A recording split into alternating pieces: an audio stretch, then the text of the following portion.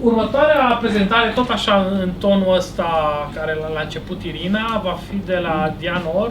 El va vorbi în engleză sau Dhyan? I can say bună seara. Keep saying bună seara. Okay. So we can start. So which direction? This? Just try. Okay. Bună seara. So you didn't understand anything. I understand. I've been here for a year now in Cluj, so I understand Romanian. I understand, I think, 80% of what you said, but I think it's very late and I'm not going to try to talk in Romanian because we won't finish my presentation. I want to make it quick. So, I'm going to talk about Israel. That's where I come from. It's a small country, 3 hours flight from Cluj. Now there's a direct flight. It's actually 10 times smaller than Romania. So Israel is the size of Cluj County plus I guess Alba County and maybe another county, Salaj. That's it.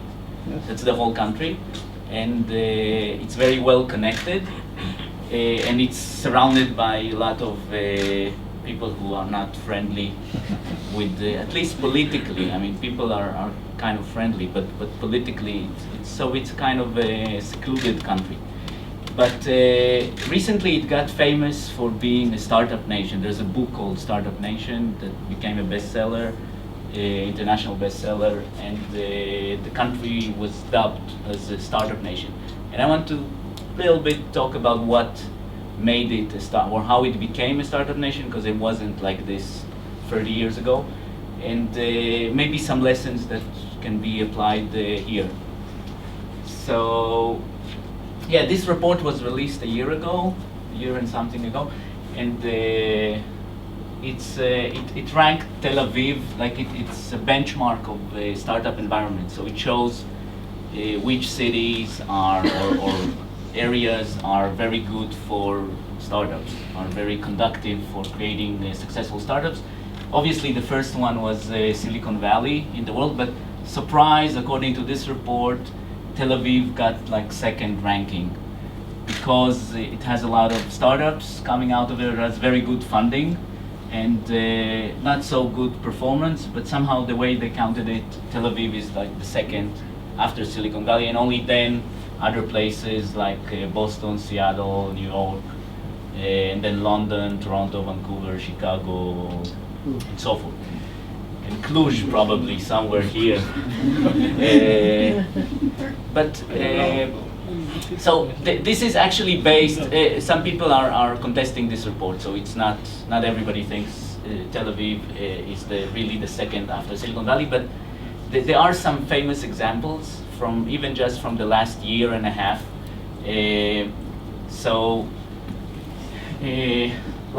Startups, when you build a startup as an entrepreneur, you're really crazy about the idea. But the people who invest in it, they're looking for an exit and for a large exit. So they invest in a lot of startups. They hope that some of them will sell for a lot of money or go public and make them a lot of money quickly. So that's why we count, at least in this industry, we look at exits to see how successful is the startup industry. So these are just a few examples. There are many more, but these are famous. So NDS is a paid TV company from Israel. That it's not anymore a startup, but it was a startup 10 years ago, and it sold a year and a half ago to Cisco for $5 billion. So everybody got really rich. They're the investors and also the entrepreneurs and the employees who had options. Waze is a navigation platform. I don't know if you're using it here, but in Israel it's very popular. It was piloted in Israel. I know actually one of the founders. It's 3 guys who just, one guy is a programmer who had this idea as a university project and eventually developed into a very successful startup that was bought by Google for almost $1 billion 6 months ago. Trustir is a security company. We have a lot of security companies in Israel because it's a lot of enemies and a lot of security thinking. So a lot of people are doing security. A guy I know, a colleague of mine who was 1 year younger than me, he made his first startup was a security thing to find people who have fake credit cards and stuff on the internet, and he sold it, he and his partner, for $80 million. So he's kind of rich now, but investing back in the community. So usually these startups, once they sell, they also give the money back into the startup community, so they become investors, and that's really good. It's a cycle that keeps on. Obviously, a lot of these startups move to America because 95% of the buyers are American corporations. But for example, Waze, they were negotiating with Facebook, and Facebook didn't want to have them stay in Tel Aviv. They wanted them to move to California. And then they negotiated with Google. I don't know if this was the main thing, but it was one of the things. So now Google bought them and left them at home. So they didn't have to relocate. The workers stayed there, and they just changed the sign to Google, Waze, Google.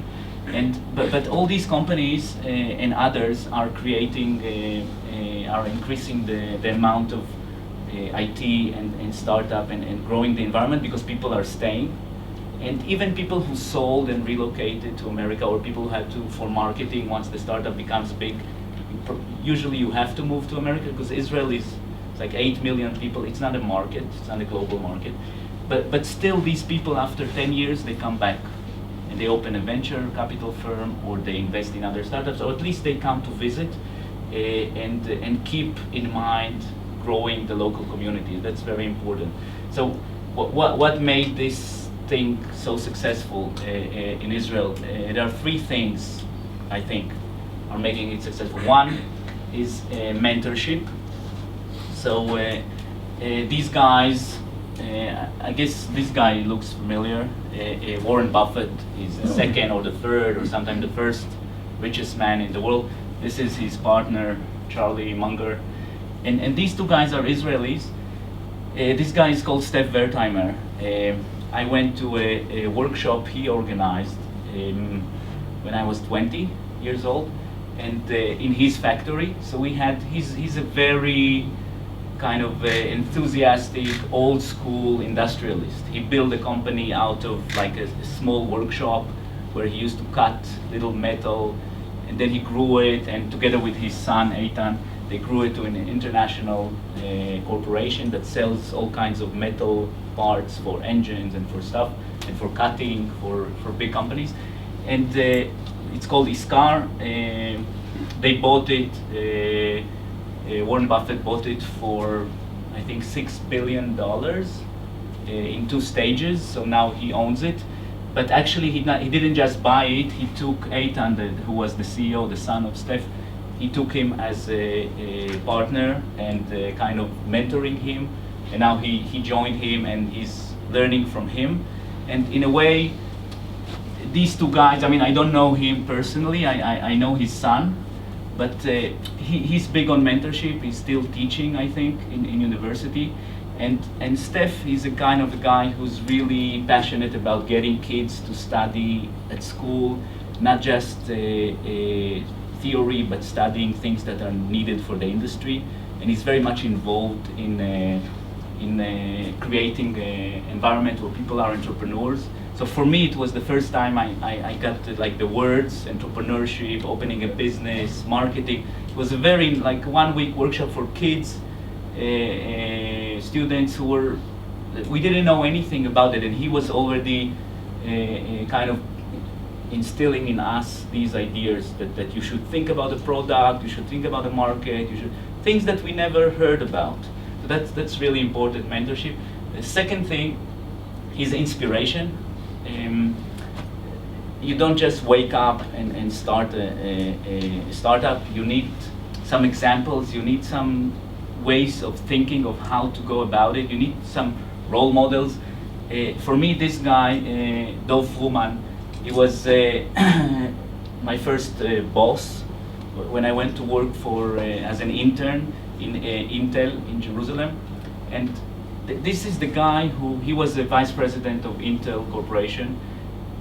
He's the guy who invented, together with some other PhD students in California, they invented the EPROM, which was one of the biggest selling technology of Intel in the late 60s. So he and his group, they joined Intel. They patented EPROM and Intel bought it.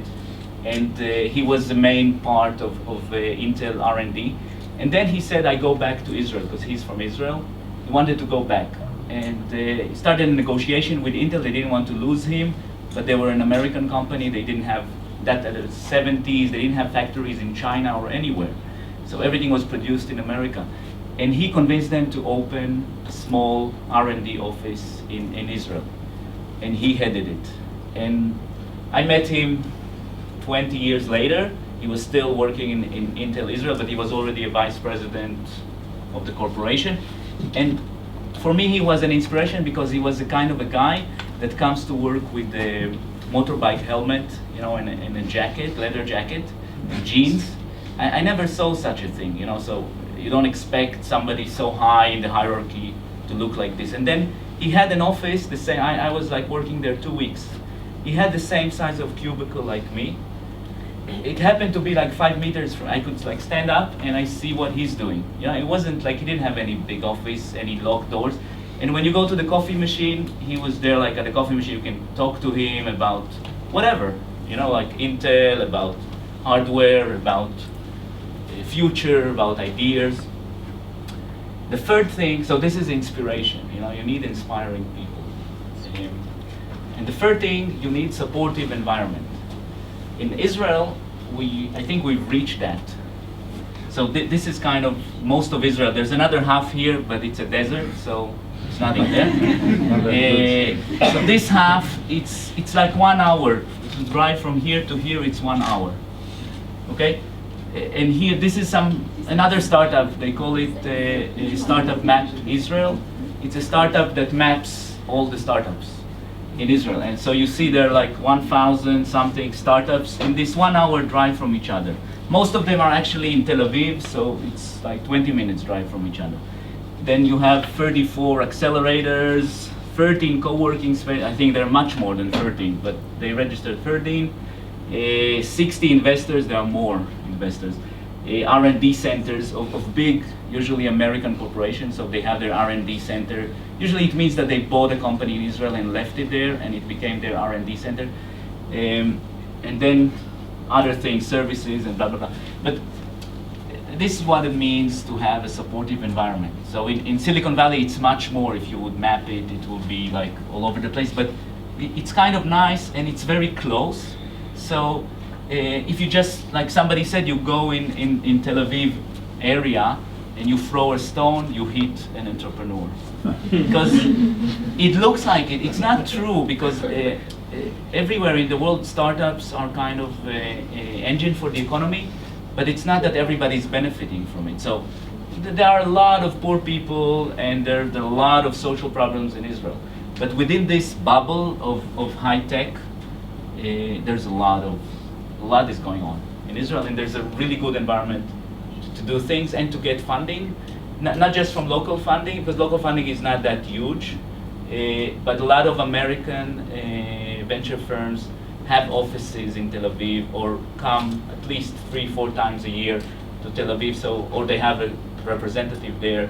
So it's easy to access, it's possible to access. And because it's such a small country, just 8 million people, but actually, you know, here, like the people in the industry are, I guess, a few 100,000. You know, like if you need to speak to somebody, let's say you need to speak to the head of a chairman or a partner in a venture firm, or you need to speak to a potential client of yours, if you have a B2B business and you want some big, you know, American corporation to pilot your product, you can meet them. It's like you ask somebody, they know somebody, and his cousin knows that guy, and he can arrange the meeting if you're even. It doesn't mean you're going to succeed, but you're going to get the meeting. So, for example, something I was doing a few years ago, some other not in IT, social entrepreneurship, and I was running a campaign, and I needed to meet the Prime Minister. So I talked to somebody who talked to somebody, and I got to meet the Prime Minister, you know, for half an hour. So it's all possible in this country. It's also because in Israel, unlike Romania, we have a very horizontal power structure, power distribution. So it's like you can talk to a CEO of a big company and you can talk to a minister, and it's not like you don't have to say Dumna Vostra. We don't have this word, you know. You just say you, hello. That's how, even to the prime minister, you know. You don't have to use. It's very flat, and they expect that, you know. So these people expect like their employees to talk back to them. You know, some people they don't like what they hear, but they won't fire you for speaking out. So this brings me to Cluj, and I think you already did the promotion for Startup Pirates Cluj, so let's move on. Just we're closing the registration for this, I think, tomorrow. So if you want to register for Startup Pirates, it's starting in 8th of February. It's like Startup Weekend, but much longer. It's 1 week, and we have great food and really nice mentors from Germany and from England and from Romania, from Israel, and I really recommend it. It's going to be lots of fun, and it's more for people who don't know all the things, you know, don't know what's lean startup, what's business model, canvas, and it's also big focused on gamification. So we have one day an expert on gamification coming to Romania to give like the whole idea of gamifying whatever you're doing. So this Startup Pirate. The other thing is a startup I'm doing here in Cluj. We are 4 people who are building this here in Cluj, and it's called Social ReHub. We have a little video. It's actually something for you. We want you guys to test it. It's the idea started when I just arrived in Cluj. I was looking for a place to meet people. You know, there was no. So I was going to all the meetups I could find for IT, and I landed at Cluj Cowork, which was at that time the only place that you could co-work in Cluj. Now there are more, and it's great. So I was sitting next to a guy who was a programmer, and all the time cursing. So he was like programming and like fuck, shit, and we all got really angry about that behavior. So I told him, you know, like, see this? Every time you say fuck, you put 1 lei in this. And then I said, no, wait. You're a programmer, you know, program it, put it in the phone. You know, every time you say shit, I catch you on the phone. So that's the idea. And then the money goes to like buying beers for everybody, or we give it to like support Rocha Montana or another campaign. So that's the idea. And there should be a video. I hope it will work. Yeah. You hear? Yes. You know how some people at your work have annoying habits? Take Sam, for example. He swears every time things don't work out. Or Barbara, who blows big bubble gum bubbles all day. Or Bob, who's biting his fingernails to the bone. Don't you wish you could do something about it? And can you do that without causing them to bear a grudge against you? And is it even possible to ever make them control these bad habits? Yes, and yes! There is a fun way to deal with other people's bad habits in an easygoing, friendly manner, and you also get to make the world a little better. Meet Social ReHub, the mobile app that lets you choose your unfavorable habit and your favorite cause, and play with your friends to convert your bad habits into a world of good. Okay, so if you have iPhones or Android, now we have also an Android version, which is a little bit shaky. But if you have these devices, please download it. Try it on if you have somebody working next to you who has bad habits, try it on them. And I would love to hear feedback from you guys. So if you tell me how it went, you can contact me at socialrehub.com or here or whatever. Thank you. Good night. After good night. Thank you, Dhyan. Thanks.